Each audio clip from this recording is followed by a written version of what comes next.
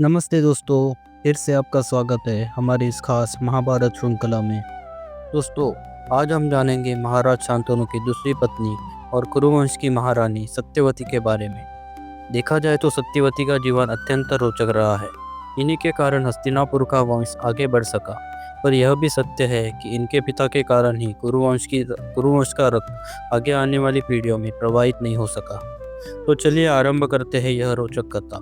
सत्यवती का जन्म अद्रिका नामक अप्सरा के गर्भ से हुआ था, जो श्रापवश मछली के रूप में थी।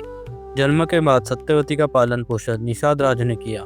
उनके शरीर से मछली की गंध आने के कारण लोग उन्हें मत्स्यगंधा कहा करते थे। राजा शांतनु से मिलने से कई वर्ष पहले ऋषि पराशर सत्यवती से अत्यंत प्रभावित हुए। उनके वरदान से सत्यवती के शरीर से आने वाली मछली की गंध समाप्त हो गई और उसमें दिव्य सुगंध फैलने लगी। इसी कारण से उनका नाम योजनगंधा पड़ा। उसी समय उन्हें ऋषि पराशर से एक पुत्र की प्राप्ति हुई। यह पुत्र आगे चलकर महर्षि वेदव्यास बने, जिन्होंने महाभारत की रचना की।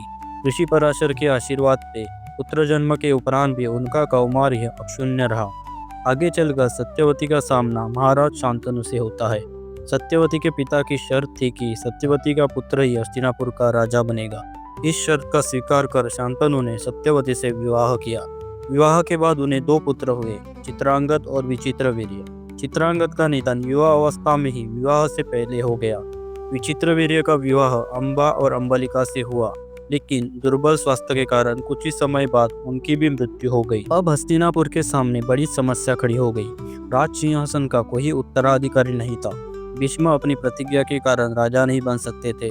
तब सत्यवती ने अपने प्रथम पुत्र वेदव्यास से सहायता मांगी और नियोग प्रथा के माध्यम से दोनों रानियों से पुत्र उत्पन्न करने का आग्रह किया।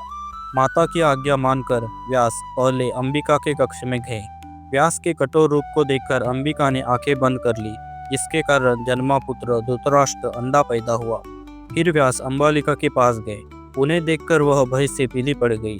इसलिए उनका पुत्र पांडु अशक्त पैदा हुआ और कम आयु में ही पीलिया के कारण उनका भी निधन हो गया। सत्यवती को चिंता हुई कि एक अंधा और एक अशक्त राजा राज सिंहासन कैसे संभालेगा। इसलिए उन्होंने अंबिका को पुनः व्यास के पास भेजने का निश्चय किया। परंतु अंबिका ने स्वयं जाने के स्थान पर अपनी दासी को भेज दिया और उस दासी से जन्म हुआ विदुर का, जो अत्यंत नीति विनीत और बुद्धिमान और धर्मपरायण थे। तो दोस्तों, यह थी रानी सत्यवती की अनोखी और संघर्षपूर्ण कथा, जिसने कठिन मार्ग पर अपनाकर कुरुवंश को आगे बढ़ाने का प्रयास किया।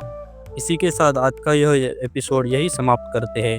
अगली कड़ी में एक नए पात्र के साथ फिर मिलेंगे। धन्यवाद।